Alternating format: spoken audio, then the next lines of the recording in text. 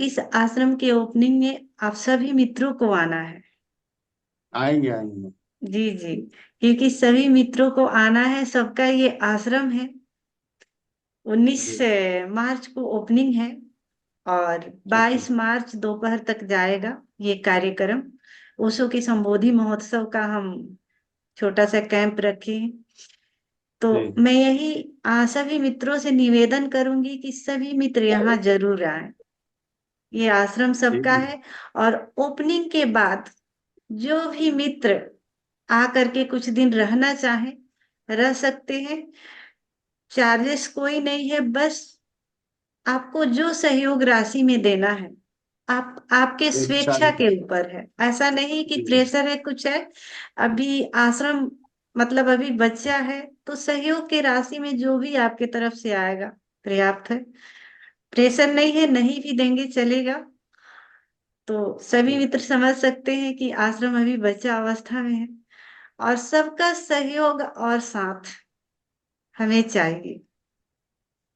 और भी मित्रों को जी। मैं चाहूंगी कि जोड़े इस आश्रम से, ताकि इस आश्रम को और हम विकसित कर पाए। और जो सपना हम लेकर चल रहे हैं, जैसे कि पहले भी हमने बताया था कि जी मैम। आजकल बहुत सारे बच्चे हैं जो माँ बाप को मतलब माँ बाप पर ध्यान नहीं देते।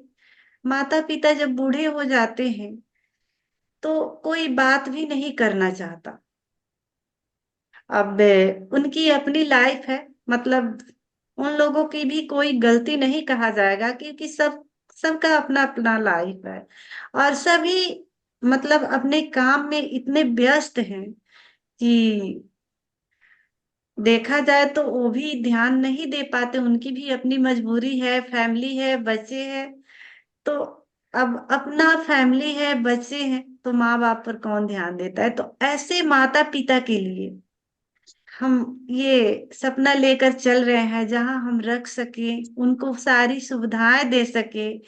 सुविधाओं में बहुत सारी बातें आती हैं। अब तबीयत खराब हुआ तो हॉस्पिटल ले जाना, दवाएं, खाने पीने का, रहने का, अच्छी सुविधाएं देना, क्योंकि बुढ़ापा में सुविधाओं की बहुत जरूरत होती है।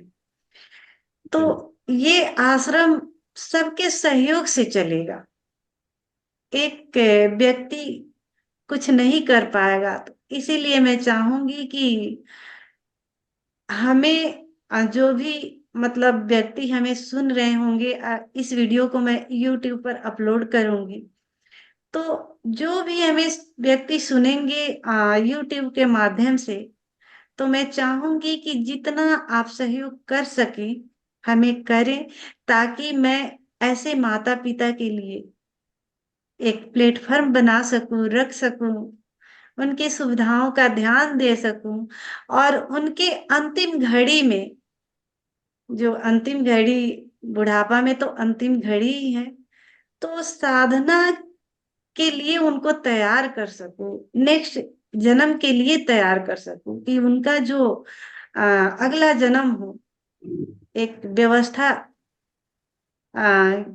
के थ्रू हो, और अगले जन्म में कैसी मतलब उनका सीधा मार्ग में। हाँ मिले, उसकी हम तैयारी कर सके, पहले से ही तैयारी कर सके। क्योंकि ये बहुत जरूरी होता है। बेहोशी में अगर हम शरीर छोड़ते हैं तो कैसा हमें घर चाहिए, कैसे माँ बाप चाहिए, उसका चुनाव हम नहीं कर पाते। लेकिन अगर हम मेडिटेशन के माध्यम से, उन गहराइयों के माध्यम से अगर हम अपना शरीर त्यागते हैं, तो हमें मतलब हम हमारी ये स्वतंत्रता होती है चुनाव के लिए, कि हम ऐसे ऐसे माँ बाप को चुने, ऐसा घर चुने, ऐसा फैमिली चुने। तो ये हमारी स्वतंत्रता हो जाती है, अस्तित्व के तरफ से हमें ये गिफ्ट मिलता है।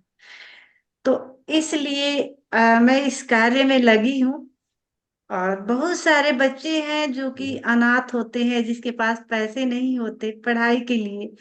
और वैसे बच्चों के लिए भी, और जो बच्चे मतलब हमसे जुड़ना चाहते हैं अध्यात्म के लिए भी, तो उनको दोनों शिक्षाएं हम दे सके। दोनों शिक्षाएं यानी बाहरी शिक्षा और आध्यात्मिक शिक्षा भी। क्यों? क्योंकि आजकल दोनों की जरूरत है। अभी के जो जी मैम। बच्चे हैं बाहर एकदम भागते जा रहे हैं, माँ बाप पर क्यों नहीं ध्यान देते, फैमिली पर क्यों नहीं ध्यान देते? इसलिए कि उनको बाहरी शिक्षाओं का तो पता है, लेकिन बैलेंस कैसे मिलता है? आध्यात्मिक शिक्षा से। तो एक तरफ बाहर के दुनिया में भाग रहे हैं बाहरी शिक्षाओं की वजह से कि हमें पैसे ही पैसे चाहिए, मतलब वो सेल्फिश बनते जा रहे हैं। तो जी मैम। अध्यात्म नहीं है। अध्यात्म होता तो उनके भीतर भी दया का भाव होता, सेवा का भाव होता, तो फिर बैलेंस मिलता। अब अध्यात्म नहीं होने की वजह से सेल्फिश सेल्फिश होते जा रहे हैं। तो ये दोनों शिक्षाएं हम दे पाए उन्हें, ताकि बैलेंस मिला रहे। तो हमारी मतलब ये सोच है, ये सपना लेकर बहुत चल रही बहुत हूँ। अच्छी, तो बहुत अच्छा सपना इसमें है आपका। सबका और साथ चाहिए, सबका सहयोग चाहिए, क्योंकि सब अकेले की सब बस की सब बात लोग साथ नहीं है। देंगे, सब और साथ देंगे मैम।